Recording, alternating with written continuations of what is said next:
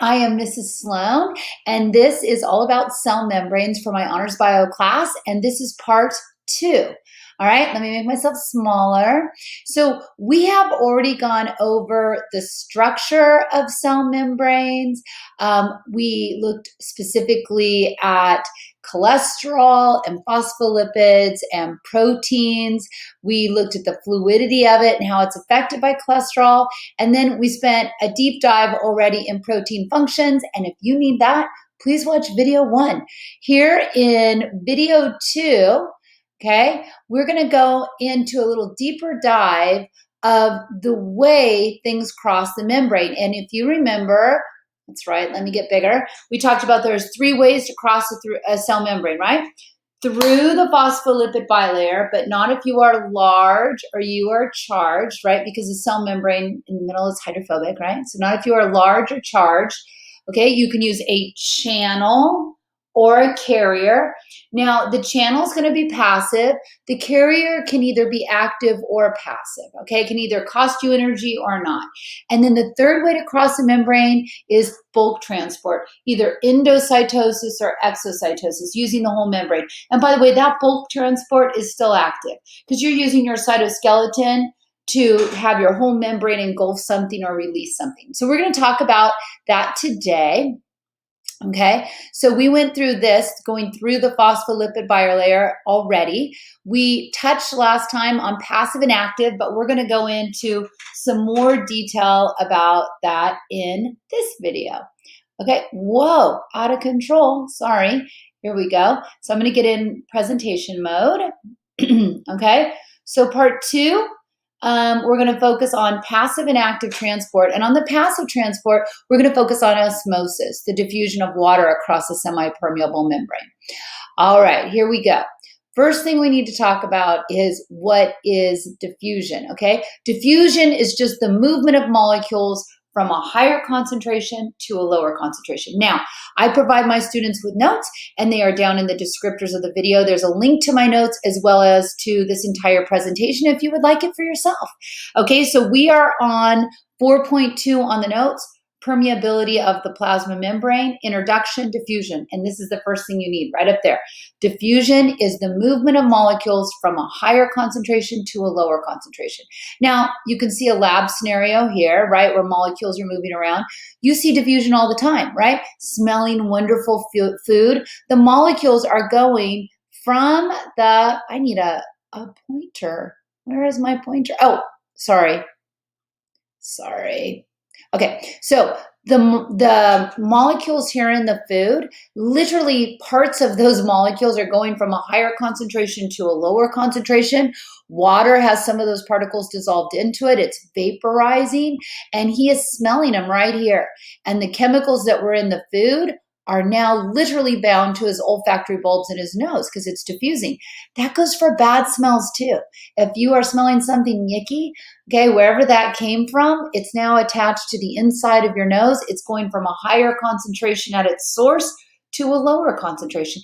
Cologne, perfume, right? It's going from a higher concentration to a lower concentration. That is simple diffusion. So another place where you could see that, okay, is in your lungs, right? Take a big breath in. Oxygen is diffusing out of your alveoli into your capillaries. CO2 is doing the reverse, going from your capillaries into your alveoli, and you are exhaling that carbon dioxide. All of that worked by diffusion as it crossed the membranes.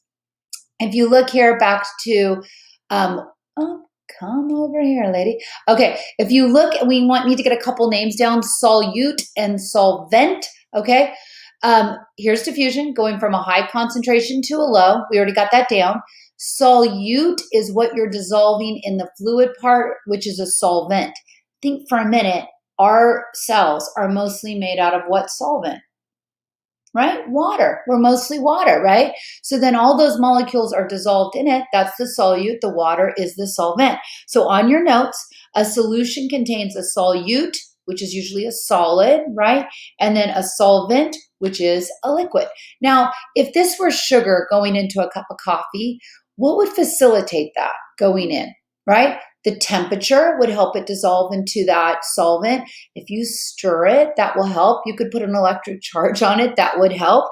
Okay, so that is all affected by temperature, pressure, electrical currents, and molecular size.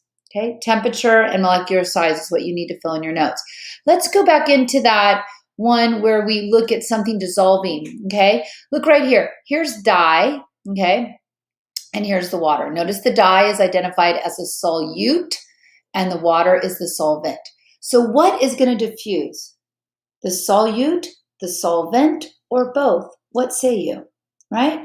Hopefully you're saying both, because the solute's going to go from a higher concentration to a lower concentration, but so too is the water.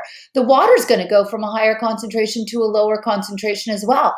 And they are going to keep moving, right? Because everything goes to greater entropy, greater disorder, right? Entropy is always increasing until they're about equally spaced, right? Because we're going to greater entropy.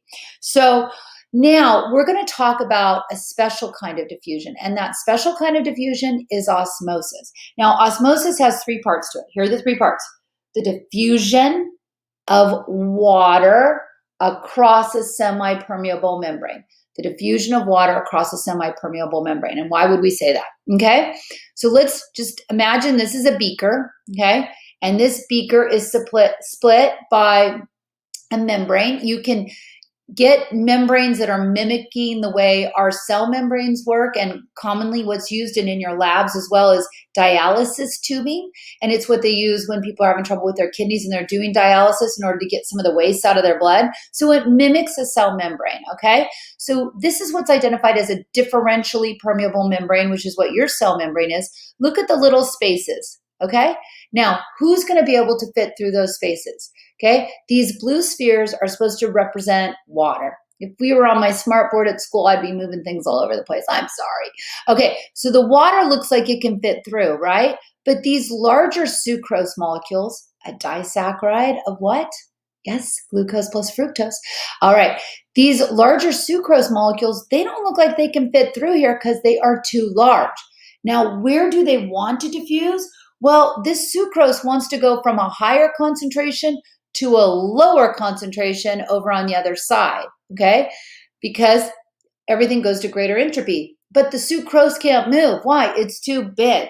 The water wants to do the same thing. The water is more concentrated here on side A than it is on side B. I just now labeled those, A and B, okay? So there's more just solid water here. Here it's a mixture of water and sucrose. So water will want to go from a higher concentration to a lower concentration, and that, my friends, is osmosis. Let's look at some examples of that, all right?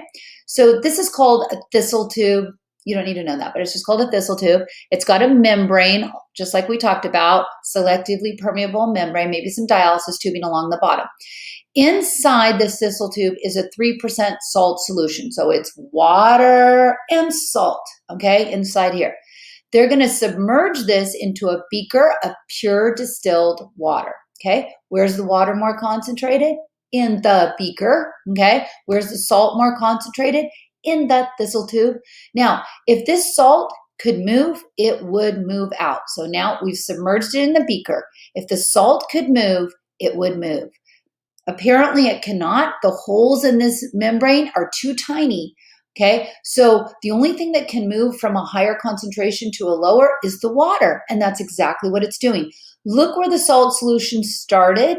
Now look at it, and now look at it, okay? What do you think is going to be pushing, creating pressure so that no more water comes up? You know what's going to be causing that pressure? Gravity, right? So at some point, gravity is greater than the osmotic pressure to draw fluids in. So there's a name for the solutions that have the most water. The solution that has the most water outside here in the beaker, that is referred as the HBio. Hypo means low, so it's low in any kind of solutes, okay? The solution inside this thistle tube is referred to as being hypertonic. Think about like when somebody's hyperactive, they might have too much sugar. In this case, it's too much salt. This is the hypertonic solution. This is the hypotonic solution. Now, little tip, okay? Little tip, okay? Water must flow from the hypo. Water will always flow from the hypotonic side to the hypertonic side. Now, what's the reason it wouldn't? If this is impermeable to water, okay? If water can't get across, it won't move, okay? But water is so small, it can usually cross most membranes, right? Unless you've got some sealant that you put on here, okay? So water is going to go from where it's more concentrated to where it's less, from the hypotonic side of the membrane to the hypertonic. Now, hypo and hypertonic are always relative, right? On me, this is my left hand and this is my right hand, my left and my right, okay? It's relative one to the other. This is up, this is down, relative to the other, right? And that's how it is on a membrane. You're either on the hypotonic side or you're on the hypertonic side, one relative to the other, all right? Now, taking a look, let me make myself smaller again, okay? So here, this is the hypertonic side of this membrane. This is the hypotonic side, so it's going to flow. All right, let's look at another situation. And this time, it's labeled. I'll put myself over here, okay? Look over here. They both have stuff in it. Neither one of them is pure water, but this one has less stuff in it, less solute, so it's the hypotonic side. This one has more solute in it, more stuff, whatever this is, sugar, salt, I don't care. Whatever this is, there's less water because there's more of these molecules. This is referred to as the hypertonic side. So water must flow from the hypo. And look what happened. The water level changed because the water flowed into that solution. All right, now let's apply this to, let's say, a bacterial cell, okay? Now, when the same amount flows in and flows out, that means either side, it's same. So water's not freezing, just the same amount moving this direction is moving this direction. That's called isotonic, it's balanced, okay?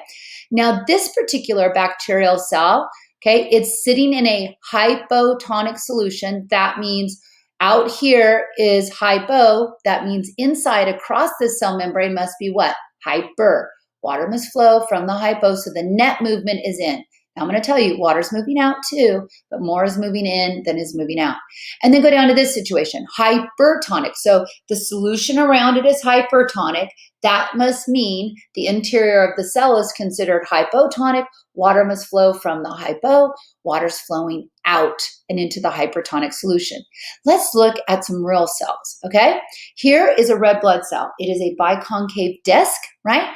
And it's full of 250 million molecules of hemoglobin to carry oxygen so you can stay alive. Okay, biconcave disc is like, it's almost a bagel, but not quite. All right, over here, these are plant cells. These little green dots in here, do you know what those are? Chloroplasts, and then this is the cell wall. Now there's a cell membrane just to the interior of the cell wall. It's kind of hard to see. This is the cell membrane, obviously, of the red blood cell. It's in an isotonic solution. Same amount of water flowing in is flowing out. So when you put it in an isotonic solution like this, right, you can see it flowing in and out. Cell is happy. Flowing in and out. Here's your vacuole. Look at the side of the vacuole. Everybody's happy. Look on the chart in the notes, okay? Solution, osmosis is the diffusion. I would highlight diffusion, water, semi-permeable membrane, because those are the three parts. Skip to the bottom of the chart where it says isotonic at the bottom of the chart.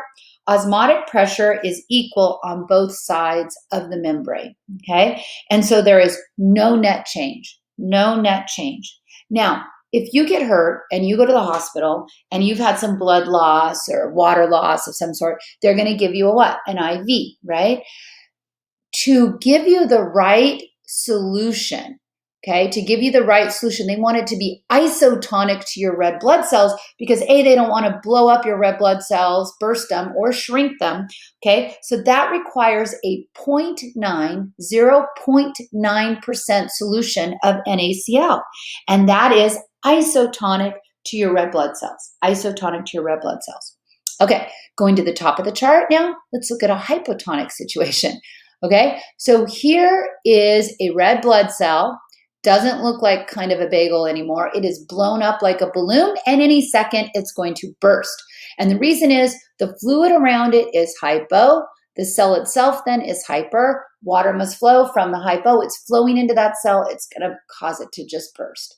Okay, here in the plant, what prevents it from bursting the plant cells? Do you know what? Yes, the cell wall around it prevents it from bursting. So it's like the vacuole is huge in it. Let me show you a diagram. The vacuole is huge, look, and it's pushing everything and it's really pushing against the cell wall, but it's not going to burst, okay? But an animal cell could. That's why you would never want to get somebody to just give you a needle of distilled water. That could kill you, right? Because all the water would enter your red blood cells and they would burst. So on your notes, hypotonic, look at the chart. When the solution around your cells are hypotonic, that means the solute is low and the solvent, the water, is high. So water flow goes into the cells. Water flows into the cells and they become larger. Cytolysis is when an animal cell bursts as water enters. So that's what's going on here. Lysis or cytolysis is when an animal cell bursts. Okay?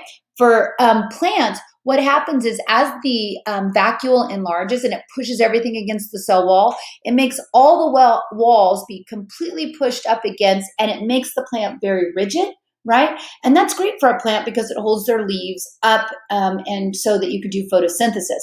That pressure that's generated by that is called turgor pressure. So turgor pressure is plant cell wall pushes back against the pressure of water entering, against the pressure of water entering. That turgor pressure, it's a counterforce on that. And it prevents the cell from bursting. That cell wall prevents it from bursting. All right, let's look at one more scenario, and that is our hypertonic scenario, okay? So this is a red blood cell put in, let's say, a super salty or super sugary situation. So if this is hypertonic around it, then the cell has to be what? Hypotonic. Water must flow from the hypo, so it's going to flow out of the red blood cell, and the red blood cell is going to shrink down. Look what's happening to the plant cell. Here's your cell wall. It's not going anywhere because it's cellulose and it's rigid. Here's the cell membrane right here. I'm outlining the cell membrane. Your vacuole's right there, itty bitty little vacuole. It's not full. Why? Because all the water left out into the hypertonic solution and it's pulled away. So for that, crenation is the animal cell. Crenation is when an animal red blood cell shrinks. It crenates, okay? It shrinks. Plasmolysis is when you pull the cell membrane away from the cell wall because all the water has left your vacuole. So plant cell membrane pulls away from wall because the vacuole is becoming smaller. All right? So now, this is what it would look like, a shrinking animal cell crenating, and here you can see the cell membrane pulling away from the cell wall, itty bitty little vacuole. All right? So now I want to go back and I want to get a big picture real quick before we review that concept. Remember, there's 3 ways to cross the cell membrane. Through the phospholipid bilayer, but not if you're large or charged. You can use a channel or a carrier, and then bulk transport, endo and exocytosis. Okay, water is going through the phospholipid bilayer when we talk about osmosis. Okay, remember oxygen, CO2, they can go through phospholipid bilayers. So can water. Yes, water gets an assist from a channel called an aquaporin, all right? But when we talk about osmosis, we're talking about through the phospholipid bilayer. And then we model that with things like dialysis tubing, all right? Okay, now let's look at some examples of that. Hope you're feeling super, super smart, okay? Why, and I'm not saying to go do this to snails or slugs, but people sometimes have, okay? They salt that snail and they're like, okay? Why does that do that? Why does salt bother the snails? Well, because the fluids on the outside of their body become very hypertonic. Water must flow from the hypo. All the water starts leaving their cells and it starts to kill the snail, okay, or slug. All right. Now, I don't know if you know this, okay, but pickles used to be cucumbers in a former life, okay? So all pickles start out as cucumbers. Cucumbers are much larger than pickles. So if I wanted to make this a pickle, what kind of solution would I need to put in my pickle jar? Okay, would I put in a hypertonic solution or a hypotonic solution? Remember, water must flow from the hypo. Okay, cucumbers become pickles, they become smaller, right? And so what must be happening? If they're becoming smaller, cucumbers are mostly water anyway, then the water is flowing out of the cucumber. And to do that, that must mean the cucumber is hypotonic And then this, your fluid in your pickle jar must be hypertonic, right? And if you have salt in there and dill, it will be dill pickles. And if you have a bunch of sugar in there to make it a hypertonic solution, then it will be sweet pickles. The more you know. Okay, now, so now we've talked about the phospholipid bilayer. Now we're going to readdress channels and carriers. So that is using a protein. So anytime you use a protein, in this case, it's literally binding with it. So that's why it would be called a carrier. Okay, channel is like an open channel. It passes through, but either way, it's super specific, right? We did that in the last video. Okay, so this is what's called facilitated diffusion. Here's your membrane. It looks like this is the inside of the cell and this is the outside. I don't know what these are. Little spaceships? I can't tell. Anyway, there's 4 of them on the outside. Okay, notice this is a carrier. It's bringing them inside. Okay, now why didn't they go through the phospholipid bilayer? Well, because they're large. You can see that this solute cannot fit through and in between those phospholipids. So it has to use, in this case, a carrier. But it's going with the gradient. It's going from a higher concentration to a lower concentration. So in those situations, we call that facilitated transport. So on your notes, facilitated transport is using a channel or a carrier protein that is specific for the substance being transported, and it's passive.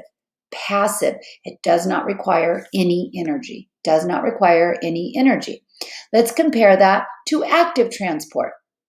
Okay, so in this situation, look what's going on, like take in the picture, absorb it. Okay, we got a bunch of oranges out here. Okay, only a few oranges in here. Okay, so if it was going to be passive, we'd come from this side to the other side. But that's not what's going on, right? They keep cranking out more oranges from the inside to the outside. So what's happening here? So here, this molecule is binding to it. This is a ligand binding site, which means something to help it to open, to move, to change it. And in this case, it's a phosphate from ATP. So now it's here, and now it's opening up and depositing it to the other side. It's going against the concentration gradient. It's like rolling balls uphill. And as a result of that, it costs you ATP. Now, if you remember from video 1, I told you the most prevalent, and the reason is it makes your muscles and nerves work, and 30% of all your ATP you make through cellular respiration in your mitochondria are dedicated to your sodium-potassium pump, which is pumping 3 sodiums out for every 2 potassiums in. 3 sodiums out, 2 potassiums in. Okay, so that's the most common one. So on your notes, okay, you have molecules moved against their concentration gradient. Molecules moved against their concentration gradient. It requires carrier proteins and ATP. Okay, molecules moved against their concentration gradient requires carriers, and when they're carriers, they're called pumps, requires carrier proteins and ATP. And these types of carriers that are doing active transport, they are called pumps. So these proteins are called pumps. And then your big example is the sodium-potassium pump. And I really like my other picture better from presentation 1, but oh well. Sodium-potassium pump, and the same protein that pumps 3 sodiums out will bring 2 potassiums in. So 3 sodium molecules to the outside of a cell pumps 2 potassium ions to the inside of the cell. All right, here's our last section, is going to be bulk transport. Okay. Oh, move. Okay. Bulk transport. Bulk transport is whole membrane. It is still under the active transport umbrella because you're using your whole cytoskeleton to move things around. So you have 2 big general categories, endocytosis coming in and exocytosis going out. So look right here. So follow the arrows, okay? People miss this all the time. Just follow the arrows. Here's some solution, right? Notice this divot in the cell membrane. And now it's divoted even more, and now it's closed off, and now it's a vesicle. Remember when we studied cells and how endocytosis is bringing it in? Maybe it's going to go hook up with a lysosome now and digest all this solution, right? Okay, so that is endocytosis. Actively actively moving it. It's under the umbrella too of bulk transport. It requires energy because you got to move your cytoskeleton around. Another thing to notice this vesicle is basically made with parts of your cell membrane, right? So endocytosis takes away from the cell membrane, and exocytosis contributes to the cell membrane because maybe you've digested everything you want, or maybe this is full of insulin and you need to secrete it. So follow the arrows. It's getting up right close to it and then releasing the substance. So on bulk transport, you have endo and exocytosis. Let's do exocytosis first. A vesicle formed by the Golgi apparatus. Oh, remember that? UPS man of the cell? With the plasma membrane to secrete substances such as hormones, neurotransmitters, and enzymes. Okay, so you're secreting those things. Now, endocytosis, there are 3 types of endocytosis. Endo is bringing in, okay, bringing in, engulfing and bringing in. So let's look at the 3 types, okay? The first one is called phagocytosis. Look, I thought I was being so clever. Look, I'm getting engulfed, okay? So the membrane is going around me and it's going to bring me in, and this is called cellular eating, okay? Cellular eating is phagocytosis.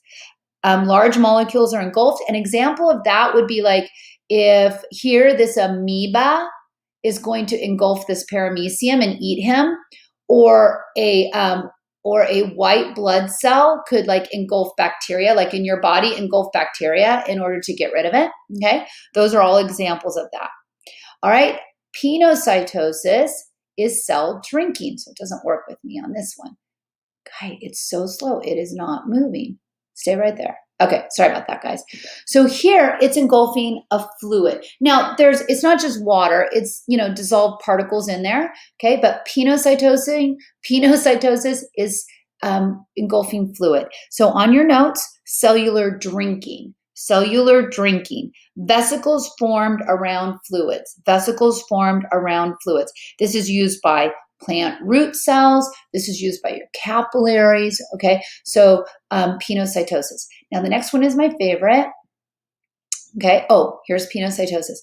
Now, before I do the next one, can we please quickly review the functions of proteins? Remember from video 1, okay? Here are the functions: channels, carriers, cell recognition, receptors, enzymatic, and junctions. So the next part is receptors. And basically where a whole bunch of receptors are going to get filled with something before the engulfing takes place. Okay, so let me show you a picture of that. It's called receptor-mediated endocytosis.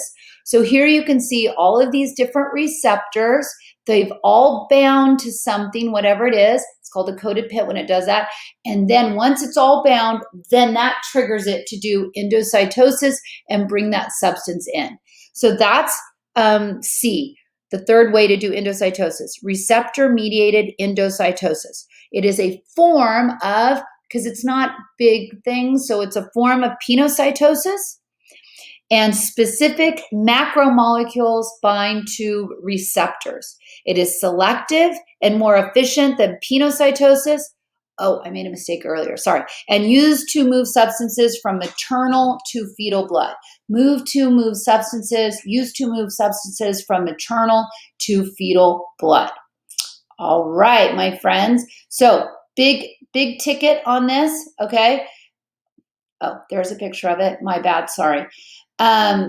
Big ticket here at the end, okay? At the end here, I'm so sorry. Sloan, look. Here's a coated pit. This is an example of receptor-mediated endocytosis, okay?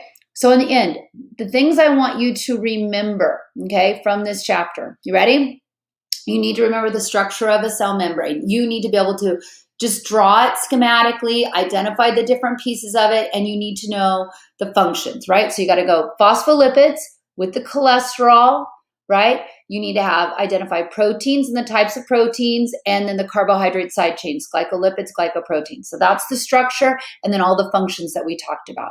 Okay, the second big ticket item that you need to know is the 3 ways something crosses a cell membrane, right? Through the phospholipid bilayer is way 1, but not if you're large or charged. using a channel or a carrier is way number 2. And then the third way is bulk transport, endo and exocytosis. Okay. The third big thing you need to know is the difference between passive and active transport. So passive, no energy required. That's either straight up diffusion or facilitated diffusion through a channel. Active transport requires energy, using for sure a carrier or whole membrane. That is active transport. Okay. Then we focused on one of the ways to go through a phospholipid bilayer, and that is osmosis, the diffusion of water across a semi-permeable membrane, right? And so you need to know the difference between hyper, hypo, and isotonic. Remember, water must flow from the hypo. Okay, I hope that is helpful. And yeah, that's it.